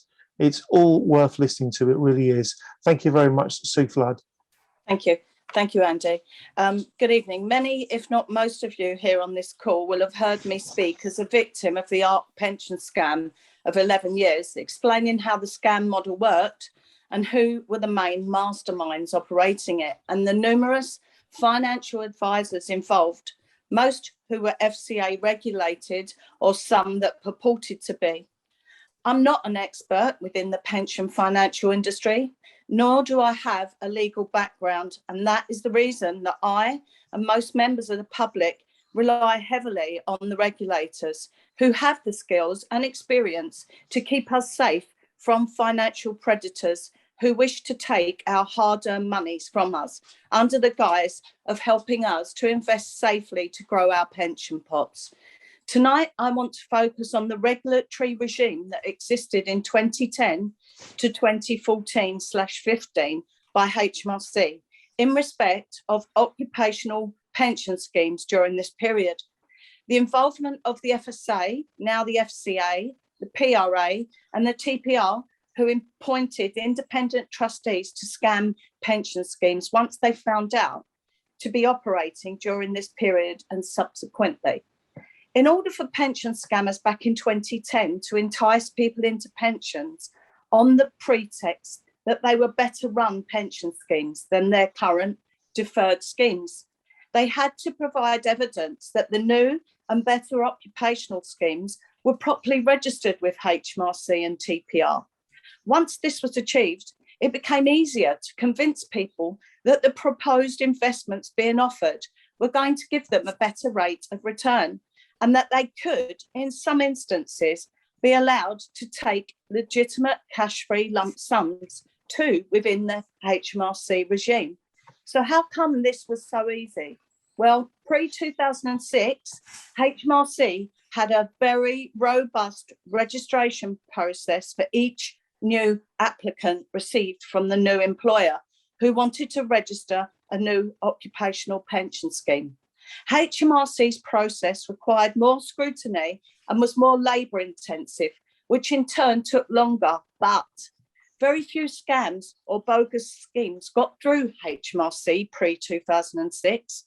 However, the decision was taken post-2006 that HMRC would implement an online application for registering new occupational pension schemes, which required very little human intervention, thus making the registration process quicker, slicker, and less resource intensive. There were no indications then what risk assessments may have been undertaken by HMRC or consultations within the pension industry as to whether the new process provided the same robust regulatory regime that would protect genuine employers, seeding trustees, and ultimately pension members to transfer their monies to the more easily registered new occupational pension scheme. HMRC did not provide any updated guidance note for the pension industry or deferred pension members to clearly explain that this newly introduced registration process meant that if a deferred pension was transferred into a scam scheme, that the member would be treated by HMRC as if they were one of the scammers out to cheat them. So once HMRC suspected that one of the registered schemes and the people connected to the running of the scheme scam model was known, what did they do? Did they go after these individuals and take action and stop them from continuing to register further schemes? No, they did not. HMRC simply expected other regulators to take action, e.g. TPR to appoint independent trustees to the scam schemes, the FSA/FCA to deal with rogue advisors, masterminds purporting to be regulated to give pension advice. The FSA, FCA were made aware by both the TPR and HMRC of the serious concerns of key pension companies who were clearly involved in many of the earlier pension scams. And despite indications that they would assist to stop their activities, in 2012, they did not. There is no information, warnings available from the FSA, FCA at that time or since as to why certain individuals and entities were not stopped in their tracks. Instead, they were allowed to continue trading and operating dubious models and products. Meanwhile, once independent trustees were appointed, HMRC were then in the position to issue the penalty fines to members, irrespective of what scam or fraud had actually taken place, and whether the deferred pension member was even aware of the scam at the time of the transfer. There's very little evidence that would indicate that HMRC have taken any significant action against these masterminds and their support administrative companies to task, despite meeting with them very early on in 2011. In fact, one of the key masterminds behind this pension scam models used to work as a consultant for HMRC. HMRC only reverted back to a more robust registration scheme in 2014-2015, when they finally conceded that their online registration scheme had more holes than Swiss cheese, and the TPR and the pension industry was being overrun with pension scam members complaining of losing their whole pension. Having spoken to one of the main independent trustees companies appointed predominantly to most of the scam schemes by the TPR, and have had to deal with the deferred members over the past 10 years, numbering several thousands and millions of pounds, they state it was only a handful of pension members who actually knew it was a scam, but entered the scam model to get hold of cash. The incentives that were offered on some of the scam models touted by the pension scammers. As I said earlier, I'm a member of the ARC scam scheme dating back to 2011, which TPR appointed Dalriada trustees in May 2011.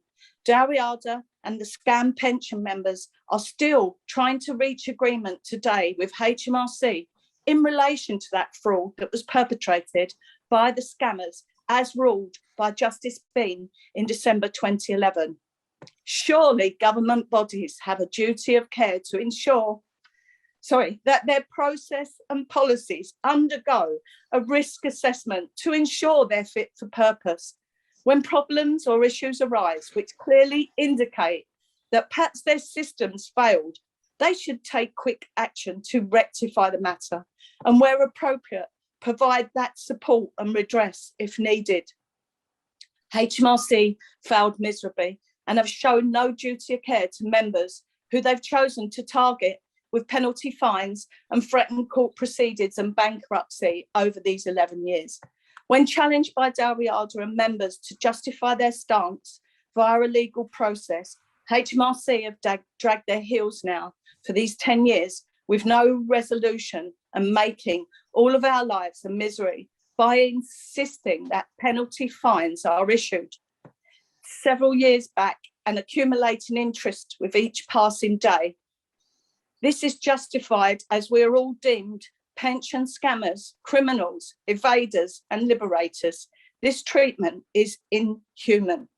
We have numerous vulnerable victims buried in this travesty of failed HMRC registration process, which was clearly untested and not risk assessed.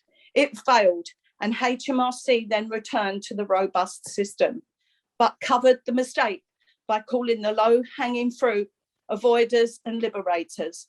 It's time for a HMT inquiry for transparency, clarity, and most of all, accountability, and an end to unfair tax treatment from a system that facilitated perpetrators and failed to tackle the matter until immense damage had been done to the vulnerable at-risk pension holders. Thank you. So thank you very much. Can we please show our deep and sincere appreciation for what Sue has just shared. That's 10 years worth of painful life experience gone into that speech. Please solemnly show your appreciation. Sue, thank you very, very much indeed. Thank you very, very much indeed. And you know what, folks, the irony of all this, let me just quickly share my screen.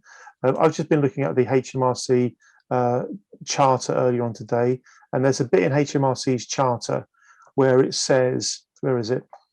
Let me just read this out. And you judge for yourselves, ladies and gentlemen, whether HMRC have lived up to their charter when I read out what I'm about to read out.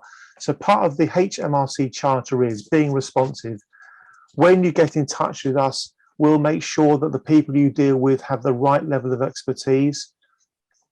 We'll answer your questions and resolve things first time or as quickly as we can. Sue's been under the sword of Damocles on this frigging tax situation for 10 years, and so have many, many other people. How can that be first time or as quick as you can? We'll also explain what happens next and when you can expect the response from us.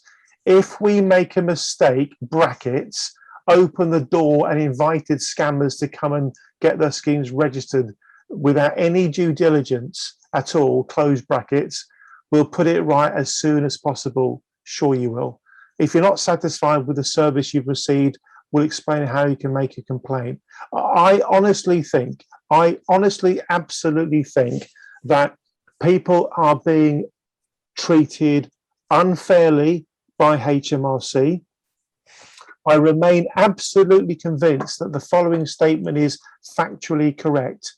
HMRC are profiting from the proceeds of crime because criminals are scamming pension fund holders using illegitimate criminal means to do so, fraud, criminal activity, tricking these poor folks into moving their pensions. That is undeniably a crime.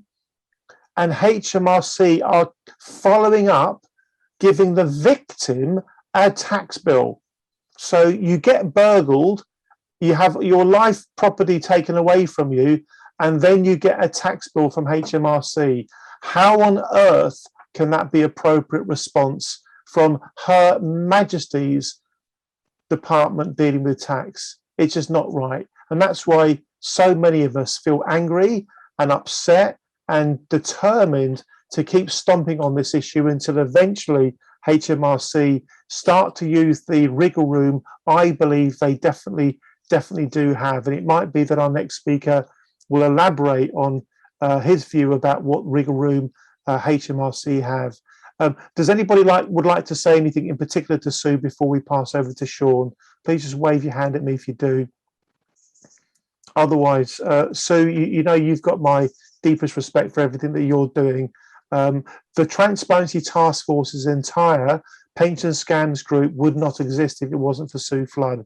And all the help we've been trying to give literally hundreds of people over the last few years would not have happened to Sue. I feel very, very indebted to Sue and the work that she's been doing behind the scenes.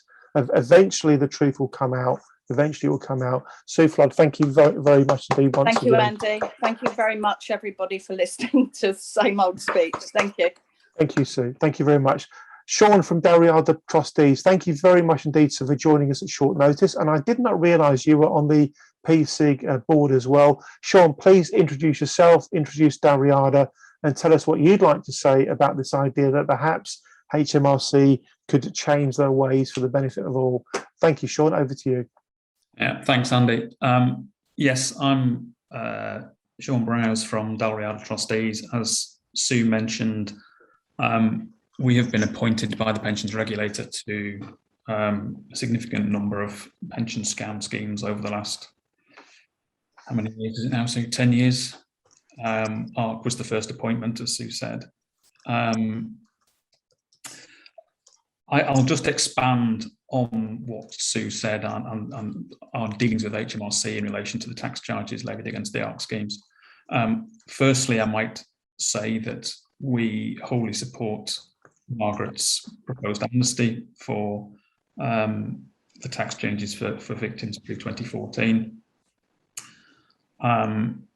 and to say that our dealings with HMRC have been frustrating, to say the least. As I think, again, Margaret touched on, Sue's talked very eloquently about the tax charges that are levied against the members. One of the consequences of the HMRC approach to levy unauthorised payment tax charges is the scheme sanction charges that are sort of subsequent to the unauthorised payment charges. Now, for the ARC schemes in question, those charges are around £4 million. And that is what we have been in the process of disputing and appealing. And just to sort of put a bit of flesh on Sue's comments, we first appealed those tax charges back in 2015. And here we are in 2021 with still no firm date for the appeal proceedings to be heard in the tax tribunal. You'd asked me specifically to talk about potential wriggle room, whether it's wriggle room or not. The ARC schemes, ARC model, I mean, fundamentally the ARC schemes were there to facilitate pension liberation. That's not in dispute. However, the model was unique in the way it operated. I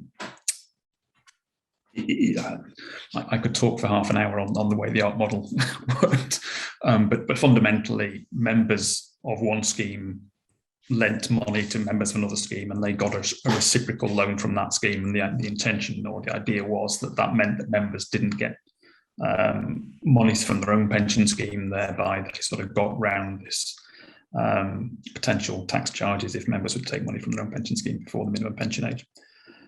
We, as Sue alluded to, we went to court in 2011 to try and determine the legitimacy of the ARC model. And fundamentally, Lord Justice found that the schemes didn't work fundamentally. The main reason they didn't work was because the investment powers within the rules didn't allow the schemes to effectively invest 50% of their pension funds in unsecured personal loans. What he also found was that whilst the mechanism for liberation did constitute an authorised payment or unauthorised payments, they were unauthorised payments on a different part of the Finance Act to the arguments that HMRC were suggesting. Now, interestingly, HMRC were invited to participate in those proceedings in 2011 and they declined, and have stated that they are not going to be bound by Lord Justice Bean's judgment on that. And this is sort of where we have now got to where we are, because we're arguing that the liberation that occurred should be taxed under a different part of the Finance Act, under Section 173. And without getting drawn into the deep technical aspects of it, it means that effectively the monies that the members got will be taxed as of a benefit in kind basis, and effectively the tax will be driven by the beneficial rate. They'll be taxed on the beneficial rate of interest that they enjoyed through these loans, and to the extent that the loans were paid back, the tax would be then sort of stopped at that point. The net result of that is the members themselves would pay some tax, but significantly less tax than they would do under the full Section 160 basis that HMRC are arguing should be applied. And critically, there will be no scheme sanction charges. So the schemes would not be having to find this £4 million to pay in scheme sanction charges, which would then be just monies back into the pension pots to hopefully compensate the pension members. So in the context of specifically, have HMRC got wriggle room? We would argue, yes, they have, because there's a legal judgment there that sets out an alternative basis for taxation. The fact that they didn't participate in those proceedings and choose not to be bound by the judgment, well, that's one issue. We have actually put that alternative basis for taxation to HMRC as an offer effectively to settle these whole tax proceedings. And that offer has been declined by HMRC. So again, you can sort of accept the argument that rules is rules. I can't remember which speaker used that phrase, possibly Margaret, but that has definitely been HMR's view. If members have received unauthorised payments, effectively drawn payments, cash payments from the scheme before the minimum pension age, these constitute unauthorised payments. There are tax charges due. That is the position. It takes no account of what's happened to the rest of the members' pension. It takes no account of the mechanism of the scam, or whether they are scams, or they are just solely looking purely at the liberation aspect and taking a very blinkered view on the fact that if members have taken cash, then tax is due, tax should be paid. I'm not sure there's much else I can say, really. Sean, quick question. When did they give the latest decision that they're not going to accept the offer that you set out for them? How recent is that? I mean, they were pretty... that offer to settle on the Section 173 basis was probably 2017, if not earlier.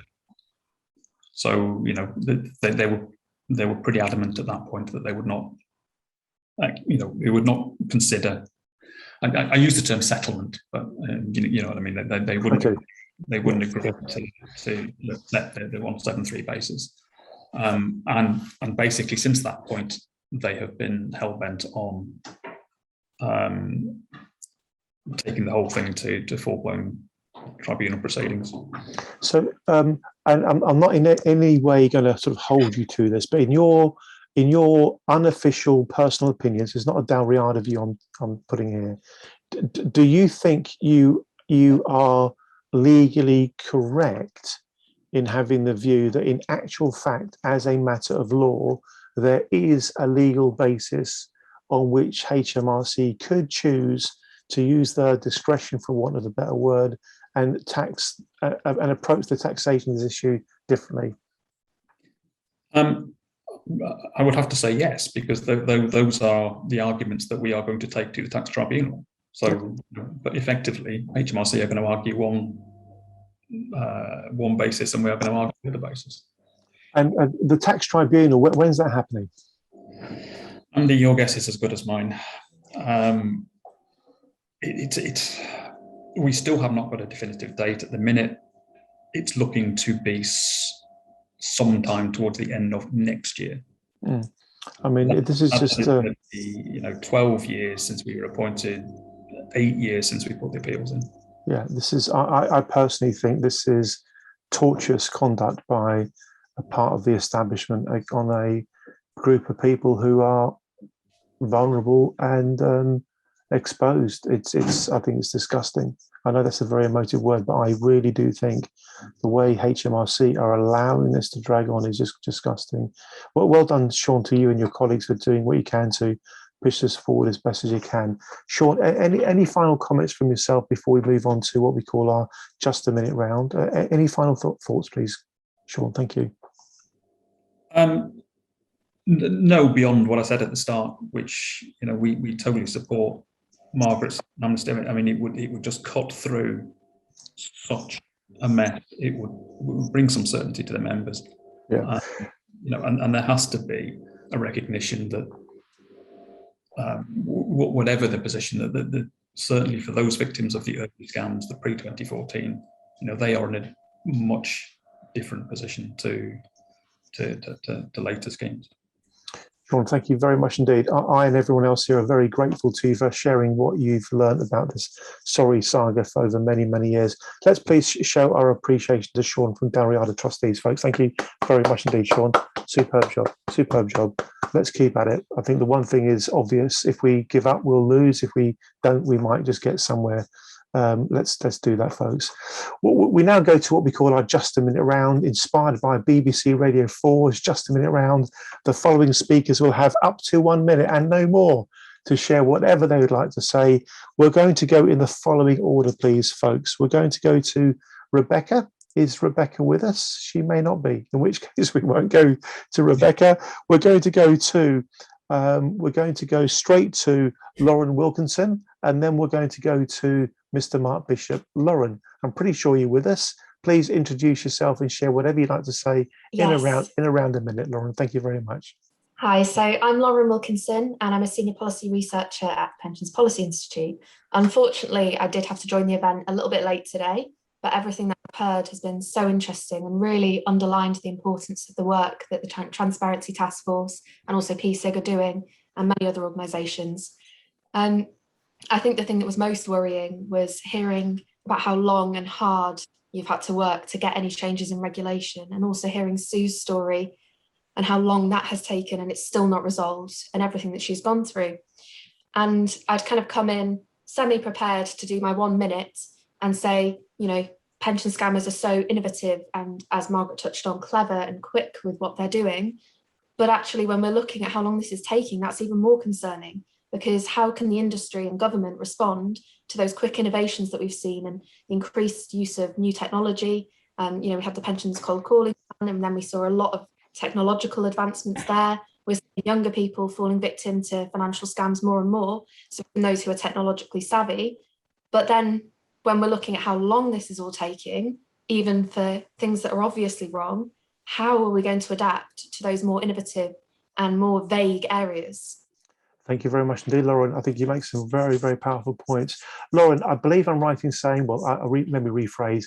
I know that the Institute has done some great work on pension scams, a lot of which you've authored. Please do feel free to put into the chat a link to anything that the Institute's done on this space, because we'll circulate it amongst the notes that go around the group afterwards. Thank you, Lauren, very much for being here. And we'll go to Mark Bishop. Mr. Mark Bishop, your 1 minute round, please. Over to you. Thank you, Andy. I'm sorry our two MPs have left, and I hope you may be able to pass on the sentiment of this Just a Minute to them. Ruth Jones was quite animated when she spoke about frustration of the fact that many of the IFAs who are kind of liberated people's pensions or got them to transfer out of the British Steel pension scheme into kind of dodgy schemes are still operating in the business. She'd be even more frustrated if she knew that very many of the people who perpetrated those scams actually had done very similar things in the past. Most of them had a history. And really, this is one of these kind of vicious circles in which we continue to see misconduct happening, because nobody deals with the people who do the bad things.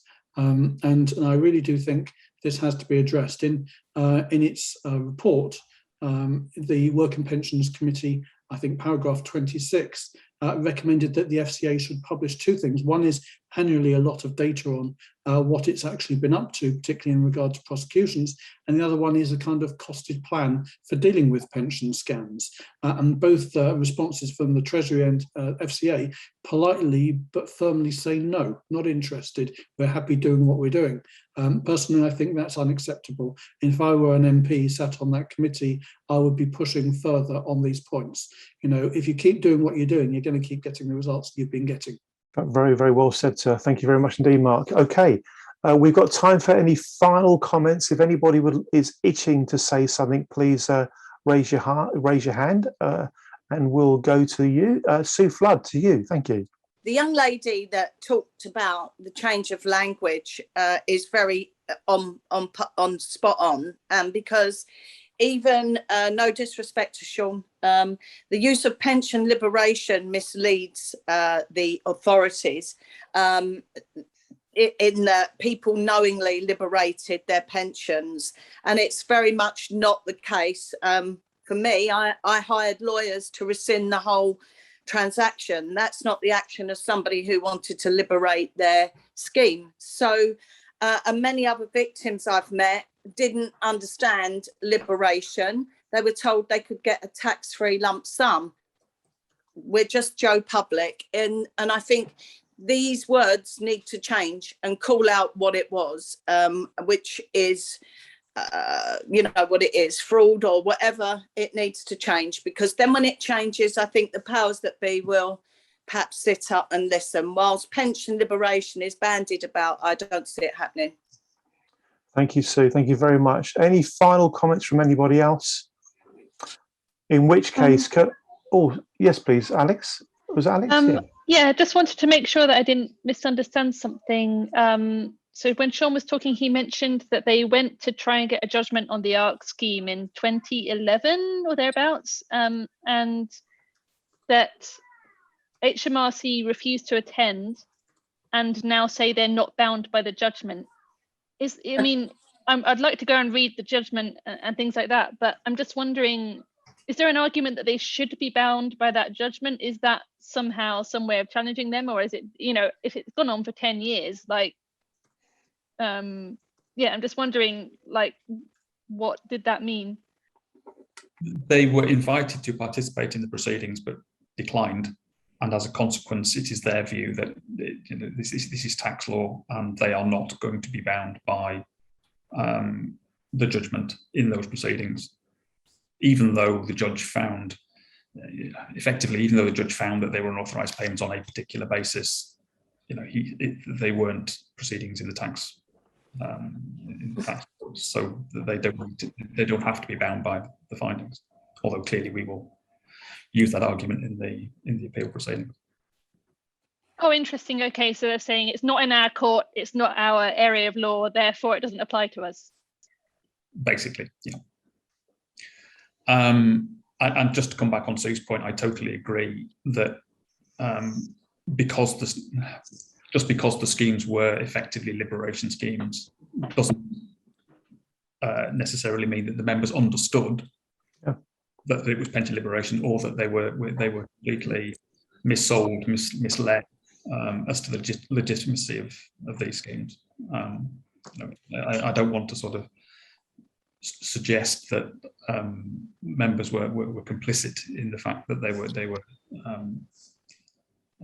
taking their pension funds, you know, deliberately in trying to avoid the tax penalties. Yeah, well said. Well said. Okay, folks, what are the key points we can take out of this? Well, the good news is we've got people like Margaret Snowdon battling away, people like Tommy Burns, our colleague in PSC, battling away. We've got people like Sean at Dalriada trying to get HMRC to listen to sense. We've got people like Stephen Timms in Parliament. We've got people like Ruth Jones battling away as well. Sooner or later, this has to come to a head, and we must carry on, because too much harm is being caused through these scammers, and the system has not yet really responded in a civilized, humane 21st century way. Seems to me like HMRC feel like they can get away with whatever they want to do, and there's a lack of accountability, a lack of oversight, a lack of transparency, and it seems to me that we need to build the political will to get somebody senior in government to basically tell HMRC to behave appropriately and in a manner in keeping with their charter. Thank you all very, very much indeed for working through what is by its very nature, a very, very heavy topic, often quite a gloomy topic. But what we can do is unite around the basic idea that if we carry on trying, we might just get somewhere. That's got to be the order of the day. And we can take inspiration from the work of Margaret Snowdon, for example, in terms of getting the system to rethink how it treats the responsibility of trustees who now have, thanks to Margaret and colleagues of hers, now have the chance to prevent a dodgy scheme from being transferred, scheme from accepting a transfer. Well done, everybody that's trying hard. That's all we can do. Thank you very much indeed, everybody. Pleasure to be with you tonight, and thanks again, particularly to all of our speakers. Let's sign out now. Thank you very much. Cheers all. Thank you. Thanks, Andy.